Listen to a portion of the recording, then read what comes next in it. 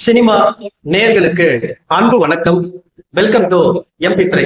இந்த ஷோல sorry triple one அப்படிங்கிற தமிழ் டப்புடு தெலுங்கு திரைப்படத்தினுடைய ரிவ்யூ தான் நம்ம பார்க்க போறோம். இந்த படத்துல வெண்ணிலா கிஷோர் தான் லீட் கேரக்டர் பண்ணிருக்காரு. முழுக்க முழுக்க காமெடி கலந்து ஒரு ஸ்பை த்ரில்லரா கொடுக்க முயற்சி பண்ணிருக்காங்க.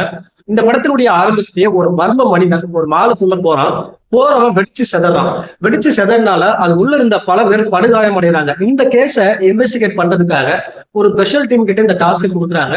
சோ அந்த டீம் பேர் தான் ருத்ர நேத்ரா. சோ இந்த டீமை ஃபார்ம் பண்ணது வந்து பாத்தீங்கன்னா முன்னாள் CM இருப்பாரு. இந்த டீமுடைய ஹெட் வந்து பாத்தீங்கன்னா முரளி சர்மா. சோ இந்த கேஸை பிரசன்டா இன்வெஸ்டிகேட் பண்றதுக்கு ஒரு ஏஜென்ட்டை தேடிட்டு இருப்பாங்க. அப்ப யாருமே இல்லாம இருப்பாங்க. அப்ப வேற வழியே இல்லாம சாரி கிட்ட இந்த கேஸை கொடுக்குறாங்க.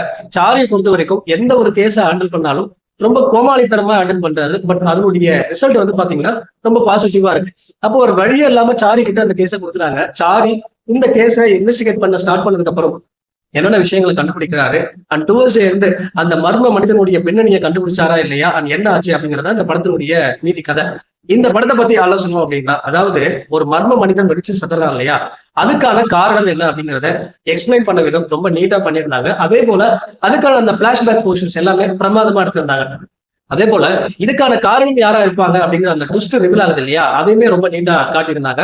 அதே போல இந்த படத்துல பிளான் பி அப்படிங்கிற ஒரு விஷயத்த காட்டியிருப்பாங்க. அதுவுமே ரொம்ப இன்ட்ரெஸ்டிங்கா கொண்டு போயிருந்தாங்க. எங்கேயுமே இந்த படத்துல போர் அடிக்காதவாறு ரொம்ப நீட்டா கொண்டு போயிருந்தாங்க. அரௌண்ட் 2 hours முடியக்கூடிய ஒரு படம். இந்த படத்துல லாஜிக்கலா கனெக்ட் ஆச்சான்னு கேட்டீங்கன்னா அது இல்ல அப்படின்னு தான் சொல்லணும். முழுக்க முழுக்க ஒரு காமெடி கலந்த ஸ்பை த்ரில்லர் கொடுக்க முயற்சி பண்ணிருக்காங்க.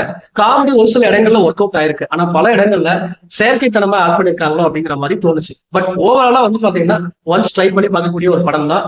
சோ இந்த படத்துல அடல் கண்டென்ட் பொறுத்த வரைக்கும் பெருசா எதுவுமே இல்லை, தாராளமா பார்க்கலாம். இந்த படத்துக்கு MP3 கொடுக்குற ரேட்டிங் 5 2.8. அடுத்த வருஷத்துல சந்திக்கிறேன். நன்றி, வணக்கம்.